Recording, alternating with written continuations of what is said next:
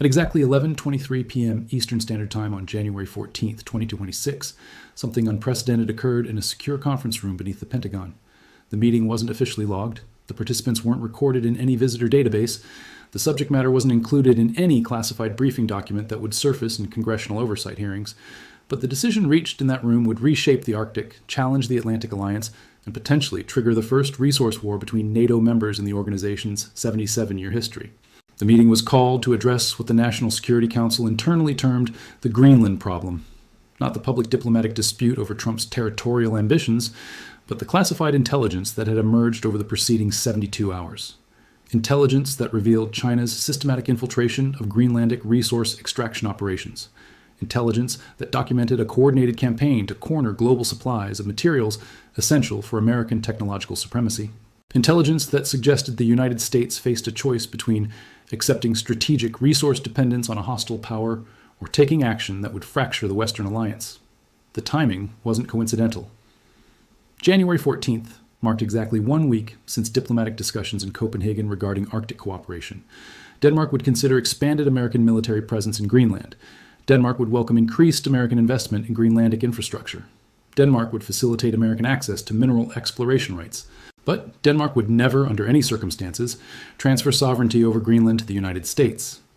What Frederickson didn't reveal to Rubio, what she couldn't have known when she delivered that ultimatum, was the extent to which Chinese entities had already penetrated Greenlandic resource networks, not through dramatic acquisitions or visible infrastructure projects, but through a web of shell companies, technical partnerships, and joint ventures that had given Beijing de facto control over the island, its most strategically valuable mineral deposits. The intelligence briefing delivered to Trump as his national security team 3 days later painted a picture of systematic Chinese resource colonization disguised as routine commercial activity. The Chinese strategy had begun in 2019 when Shanghai Rare Earth Corporation established what appeared to be a routine technical consulting agreement with Greenland Minerals Limited, the Australian company developing the Kvanefjeld Rare Earth Project in southern Greenland. The agreement provided Chinese technical expertise for rare earth extraction and processing in exchange for preferential access to refined materials. Standard commercial arrangement, mutually beneficial partnership between Western mining company and Chinese processing specialist. But intelligence analysis revealed the arrangement's true scope. Chinese technical teams hadn't simply advised on extraction methods. They had systematically mapped Greenland's rare earth geology, identified previously unknown deposits, and established processing protocols that would channel raw materials through Chinese-controlled refineries regardless of the formal ownership structure of mining operations. More significantly, the Chinese teams had trained Greenlandic workers in extraction techniques that required ongoing Chinese technical support, creating operational dependencies that couldn't be easily severed. By 2024, Chinese entities controlled or influenced approximately 67% of Greenland as identified rare earth reserves through a complex network of technical agreements, processing contracts, and strategic partnerships. The Kvanefjeld project, containing an estimated 11 million tons of rare earth oxides, operated under Chinese technical guidance. The Tanbreeze deposit, projected to yield 4.4 million tons of rare earth materials over its operational lifetime, relied on Chinese processing expertise. Even smaller exploration projects across Greenland's southern coast had accepted Chinese investment or technical assistance that created long-term strategic obligations. The intelligence briefing that triggered the January 14th Pentagon meeting detailed something more troubling than Chinese commercial penetration. It documented systematic Chinese efforts to accelerate Greenlandic independence movements as a pathway to resource control. Chinese diplomatic missions had cultivated relationships with Greenlandic independence advocates. Chinese development funds had financed infrastructure projects in remote Greenlandic communities. Chinese educational programs had offered scholarships for Greenlandic students to study mining engineering and geological sciences at Chinese universities. The strategy was sophisticated and patient. Rather than opposing Greenlandic independence movements that threatened Danish control, China was positioning itself as the primary international supporter of Greenlandic sovereignty. When Greenland eventually achieved independence from Denmark, Chinese entities would enjoy preferred status as the island's largest investor, technical partner, and diplomatic ally. An independent Greenland aligned with Chinese interests would control access to rare earth materials that American technology companies required for everything from smartphone chips to military radar systems. But the intelligence assessment revealed an acceleration in Chinese activities that suggested Beijing was no longer content with long-term strategic positioning. Chinese technical teams in Greenland had increased from 47 personnel in 2023 to 234 personnel by late 2025. Chinese investment commitments had expanded from $340 million in approved projects to $2.8 billion in pending agreements. Chinese diplomatic engagement with Greenlandic political leaders had intensified dramatically, including secret negotiations about post-independence cooperation agreements. Most significantly, Chinese companies had begun stockpiling rare earth materials extracted from Greenlandic operations rather than delivering them to international markets. Satellite analysis of Chinese-controlled storage facilities near Greenlandic mining sites revealed accumulated stockpiles that exceeded contracted delivery obligations by substantial margins. China wasn't just securing future access to Greenlandic rare earths, they were accumulating current production for strategic reserves, while global technology companies faced increasing supply constraints. The Pentagon meeting convened to address the mathematical impossibility of American technological independence in a scenario where China controlled Greenlandic rare earth supplies. American defense systems required neodymium for advanced radar arrays, dysprosium for missile guidance systems, and terbium for precision targeting equipment. American renewable energy infrastructure demanded rare earth permanent magnets for wind turbines and electric vehicle motors. American technology companies depended on rare earth elements for smartphone displays, computer hard drives, and communication satellites. Current American rare earth production met approximately 12% of domestic demand. Existing alternative suppliers could potentially increase output to cover 31% of American requirements over a 5-year development timeline. Even under optimistic scenarios involving accelerated domestic mining and processing development, the United States would remain dependent on imports for roughly 57% of rare earth requirements through at least 2035. Greenland's rare earth reserves represented the only potential source sufficient to eliminate American import dependence on China. But the strategic calculation extended beyond simple supply mathematics. Intelligence assessments suggested that Chinese control over Greenlandic rare earths would enable Beijing to manipulate global technology markets through supply restrictions and pricing manipulation. Chinese export restrictions on rare earths in 2010 had demonstrated how quickly supply disruptions could cascade through technology supply chains. A China that controlled both its domestic rare earth production and Greenlandic reserves would possess unprecedented leverage over global technology industries. The economic implications were staggering. American technology companies generated approximately $2.8 trillion in annual revenue from products that required rare earth materials. Boeing's commercial aircraft division depended on rare earth alloys for lightweight structures and advanced avionics. General Electric's wind turbine operations required rare earth permanent magnets for generator systems. Tesla's electric vehicle production relied on rare earth elements for battery management and motor control systems. Chinese control over global rare earth supplies would enable Beijing to effectively tax American technology innovation through strategic material pricing. Increase rare earth prices by 200%, and American electric vehicle production becomes uncompetitive with Chinese alternatives, restrict access to specific rare earth elements, and American military contractors lose the ability to manufacture advanced weapon systems, create artificial scarcities of rare earth materials, and American renewable energy initiatives collapse while Chinese competitors dominate global markets. But the intelligence assessment revealed a deeper strategic threat that extended beyond economic manipulation. Chinese technical teams operating in Greenland weren't simply extracting and stockpiling rare earth materials. They were mapping the island's complete geological structure, identifying mineral deposits that hadn't been disclosed in public geological surveys. Preliminary analysis suggested Greenland contained substantially larger rare earth reserves than previously estimated, potentially exceeding China's own domestic resources. More troubling, Chinese geological surveys had identified uranium deposits across Greenland's interior that could support nuclear weapons development programs. The 1993 Comprehensive Nuclear Test Ban Treaty prohibited new signatories from developing nuclear weapons, but an independent Greenland aligned with Chinese interests might not consider itself bound by Danish commitments to non-proliferation agreements. Chinese technical expertise in uranium enrichment, combined with Greenlandic uranium resources, could enable rapid nuclear weapons development that would fundamentally alter Arctic security dynamics. The strategic assessment presented to the January 14th Pentagon meeting outlined 3 scenarios for addressing Chinese penetration of Greenlandic resources. The first involved diplomatic pressure on Denmark to restrict Chinese commercial activities in Greenland through enhanced regulatory oversight and foreign investment restrictions. The second proposed accelerated American investment in Greenlandic infrastructure and mining operations to compete with Chinese influence through economic incentives. The third recommended direct action to secure American control over Greenlandic strategic resources before Chinese influence became irreversible. Each option carried severe limitations. Diplomatic pressure on Denmark assumed Danish willingness to confront Chinese commercial interests, but Danish companies had themselves formed partnerships with Chinese entities for Greenlandic resource development. Economic competition with China required investment commitments that exceeded $15 billion over the next decade. But American mining companies lacked technical expertise for Arctic rare earth extraction that Chinese firms had developed through decades of experience. Direct action represented the only option that could guarantee American access to Greenlandic resources, but it also represented potential violation of NATO Article 5 and international law governing territorial sovereignty. American military occupation of Danish territory would trigger collective defense obligations that could fracture the Atlantic Alliance, but the alternative, accepting Chinese control over materials essential for American technological competitiveness, threatened long-term strategic consequences that exceeded temporary alliance disruption. The decision reached in that Pentagon conference room wasn't recorded in any official document. The authorization mechanisms weren't routed through normal National Security Council procedures. The operational timeline wasn't integrated with State Department diplomatic initiatives. But the conclusion was unambiguous. Chinese penetration of Greenlandic resources represented an existential threat to American strategic interests that justified extraordinary measures.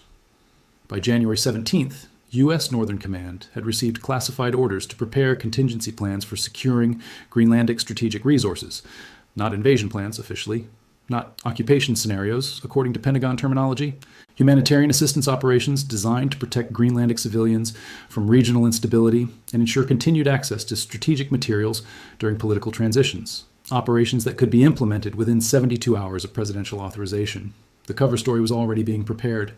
Intelligence reports suggested Russian irregular forces were conducting reconnaissance operations near Greenlandic communities.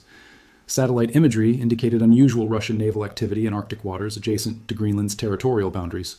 Communications intercepts revealed Russian diplomatic contacts with Greenlandic independence movements. The narrative was building toward justification for American protective intervention that would secure strategic resources while claiming to defend Allied territory from hostile penetration. But the real operation extended far beyond military deployment. American intelligence agencies had begun systematic infiltration of Chinese commercial networks operating in Greenland, not to gather information, but to disrupt Chinese resource extraction operations through technical sabotage and logistical interference. Chinese equipment operating in Greenlandic mines would experience mysterious technical failures. Chinese supply chains supporting Greenlandic operations would encounter shipping delays and customs complications. Chinese personnel working in Greenland would face visa restrictions and administrative obstacles that forced gradual withdrawal from strategic projects. Simultaneously, American companies with Arctic experience were being quietly recruited for rapid deployment to Greenlandic resource sites, not through normal competitive bidding processes, but through classified contracts that provided unlimited budgets and expedited regulatory approvals. Companies with expertise in cold weather mining operations, rare earth processing, and Arctic logistics were receiving preliminary briefings about potential Greenlandic opportunities that would require immediate deployment once political authorization was secured. The financial resources being mobilized exceeded anything in the public defense budget. A classified presidential finding authorized $47 billion in emergency funding for Arctic resource security operations. Emergency authorities permitted Treasury Department to guarantee unlimited private investment in strategic materials development. Defense Production Act powers enabled government to commandeer rare earth processing facilities and redirect output to strategic stockpiles. But perhaps most significantly, the operation included provisions for Greenlandic independence that would eliminate Danish sovereignty claims while ensuring American influence over resource development. Intelligence assets were already cultivating relationships with Greenlandic political leaders who could be positioned to request American assistance during independence transitions. Economic incentives were being prepared to encourage Greenlandic support for American partnerships rather than Chinese arrangements. Security guarantees were being drafted to protect an independent Greenland from Russian or Chinese interference. The plan represented unprecedented American territorial expansion, disguised as humanitarian intervention and alliance assistance. But it also represented recognition that the traditional frameworks governing international relations had become inadequate for addressing resource competition in an era of technological dependence. The rules designed for military conflict between nation-states couldn't address economic warfare conducted through commercial penetration and strategic material control. China had pioneered resource colonization through commercial networks rather than military occupation. Chinese companies established technical partnerships that created permanent dependencies. Chinese investment created financial obligations that required political accommodation. Chinese expertise became indispensable for operational continuity. The result was economic control more complete than traditional imperial arrangements, achieved without territorial conquest or formal political domination. American response required adaptation of Chinese methods rather than application of traditional military strategies. American intervention in Greenland wouldn't primarily involve combat operations against hostile forces. It would involve commercial displacement of Chinese operations, technical substitution of Chinese expertise, and financial realignment of Greenlandic economic relationships. Military deployment would provide security for commercial operations, rather than conquest of territory. Have you ever looked at a map and wondered about that huge white landmass at the top of the world? That's Greenland. For most of history, it's been a remote, icy wilderness. But beneath that ice, a treasure trove is waiting, and a new global power struggle is heating up right there in the freezing Arctic. This isn't just about ice and polar bears, it's about the future of technology, green energy, and global dominance. So, what's the big deal with Greenland? It's all about rare earth elements. These aren't just some obscure metals, they're the lifeblood of our modern world. Your smartphone, your laptop, the electric car you might be dreaming of, and even advanced military hardware like fighter jets and missile guidance systems, they all depend on rare earths. And here's the kicker. For decades, one country has held a near monopoly on them: China. Right now, China controls over 80% of the global rare earth supply chain, from mining to processing. This gives them immense leverage. Imagine a world where the production of almost all advanced technology could be choked off by a single decision. That's a scenario that keeps strategists in Washington, D.C. awake at night. This is where Greenland re-enters the picture. Geologists believe Greenland holds one of the largest undeveloped deposits of rare earth metals on the planet. We're talking about massive reserves, particularly at a site in southern Greenland called Kvanefjeld. The potential is so enormous that it could fundamentally shift the global balance of power, breaking China's stranglehold on these critical resources. For the United States, this isn't just an economic opportunity, it's a matter of national security.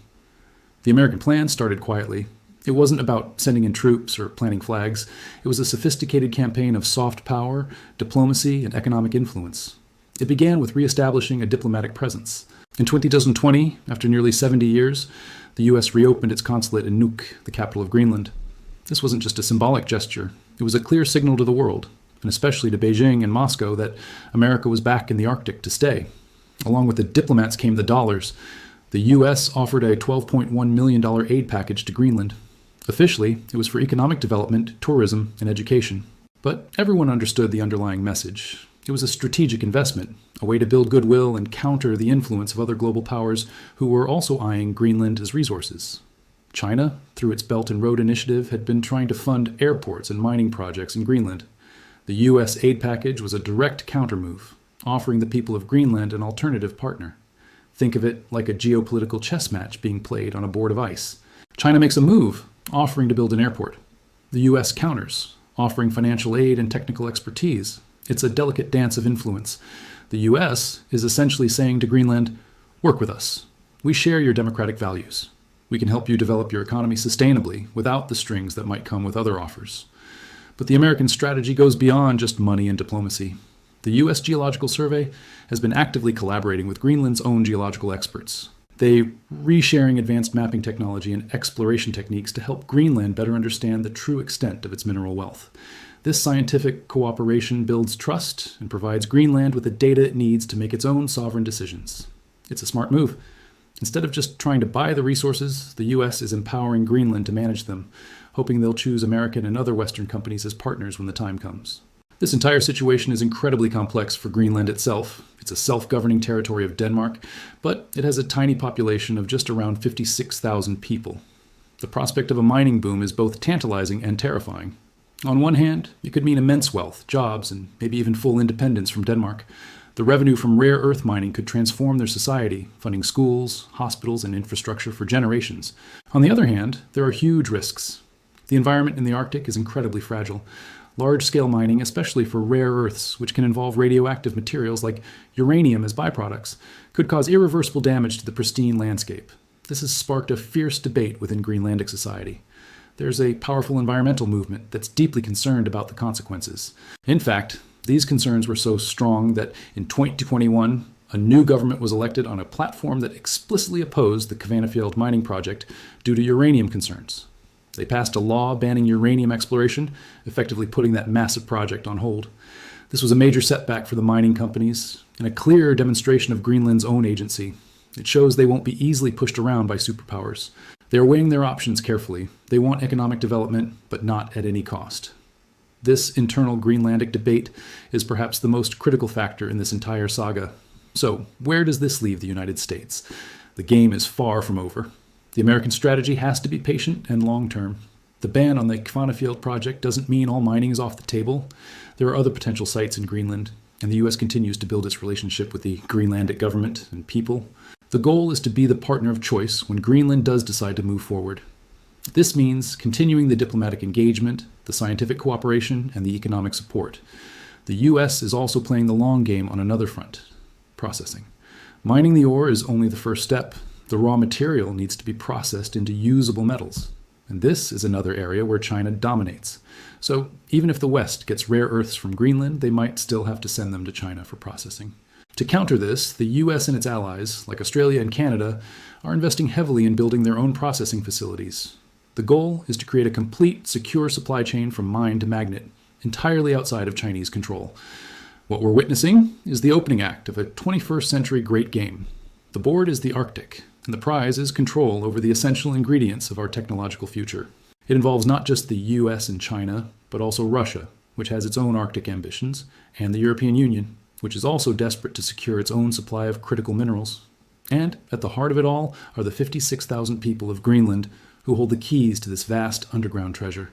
Their decisions in the coming years will not only determine their own future, but could also reshape the technological and geopolitical landscape for the entire world. Will they open their doors to mining and risk their pristine environment for economic independence? And if they do, who will they choose as their partner? The established power of China or the democratic alliance led by the United States? The story of Greenland's rare earths is a fascinating case study of modern geopolitics. It's not about armies and tanks, but about economics, technology, and diplomacy. It's a quiet, high-stakes competition for the resources that will power tomorrow.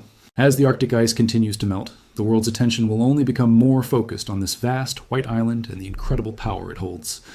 Thanks for watching. If you found this dive into Arctic geopolitics interesting, be sure to hit that like button and subscribe for more stories about the forces shaping our world. See you next time.